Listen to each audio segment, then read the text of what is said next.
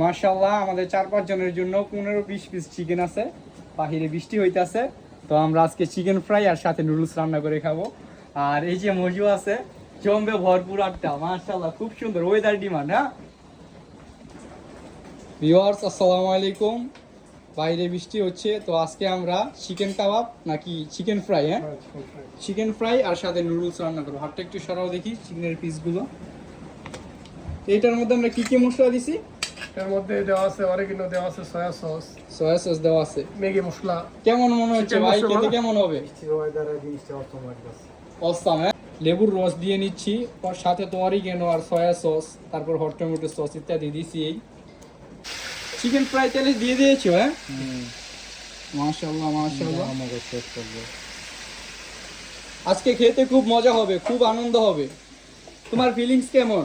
Good good good. আমরা মশলাটু chicken fry এর উপর দিয়ে দিচ্ছি, যাতে অনেক বেশি চিজি লাগে। সব চিকেনগুলো এক এক করে দেওয়ার পর এখন আমরা চিকেনগুলো একটা সরা দিয়ে ঢেকে দিব।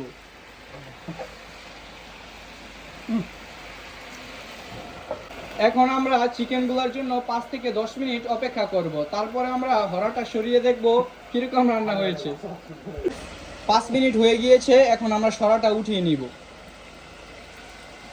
চিকেনগুলো থেকে চিকেনগুলোর কালার কিছুটা পরিমাণ রোস্টের কালারের মতো হয়েছে। পুরোপুরি ভাজা হলে বোঝা যাবে যে আসল কালারটা কীরকম। এখন আমরা একটু ভালোভাবে নেড়ে চেড়ে দিব এপিট উপিট করে, যাতে চিকেনটা খুব ভালোভাবে ভাজা হয় এবং ভিতর থেকে হয়। উপর দিয়ে পুরোপুরি ভাজা হয়ে গেল যেন ভিতর দিয়ে কাঁচা না থাকে। কাঁটা চামচ দিয়ে একটু পরিমাণ চিকেন আমরা উঠিয়ে নিয়ে এখন টেস্ট করে দেখব কি চিকেন কি হয়েছে না আর কিছুক্ষণ যাবত আমরা বয়েল করবো এটাকে। চিকেনটা পুরোপুরি এখন হয়ে গিয়েছে। এখন আমরা চিকেনটাকে নামিয়ে ফেলবো। এখন আমরা চিকেন ফ্রাইটা নামিয়ে নিব। এই হচ্ছে চিকেন ফ্রাইয়ের ফাইনাল লুক। একেবারে লাল কুরমুরে হয়ে গিয়েছে, কি সুন্দর কালার। মাশাআল্লাহ মাশাআল্লাহ। তো আমাদের এই ঘরের মধ্যে আর কি আপনার চিকেন ফ্রাইগুলো আমরা বাছতাছি, আর ওই সামনের যে ঘর দেখতেছেন ওইটার মধ্যে আর কি ভাবি নুডলস রান্না করতেছে। তো আমরা আস্তে আস্তে ঘরটা দিয়ে এগিয়ে যাই, আপনাদের সাথে দেখি কিছু পরিমাণ আর কি নুডলস যে রেসিপিটা কিছুটা অংশ যে কুক করতেছি এটা আমরা শেয়ার করতে পারি কিনা। ঘরের মধ্যে ঢুকলাম। এই হইতাছে সবজি, এটা আগে থেকে কুক করা, এখন এটা আমরা নুডলসের মধ্যে দিব।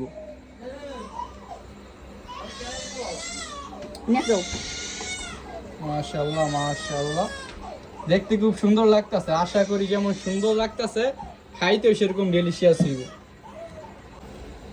নুডলসটা প্রায় পুরোপুরি কুক হওয়ার দ্বার প্রান্তিক। সবজিগুলোর সাথে নুডলসটা মিক্স করার পর এখন আমরা দিয়ে নিচ্ছি কিছুটা পরিমাণ সয়া সস, তারপর এখন দিব হট টমেটো সস। চিপসের নুডলসটা খেতে অনেক অসাধারণ। এখন আমরা সবগুলো ইনগ্রিডিয়েন্টস এক এক করে মিক্স করে নিচ্ছি। কিছুক্ষণের মধ্যে হয়ে যাবে আমাদের ডেলিশিয়াস নুডলস।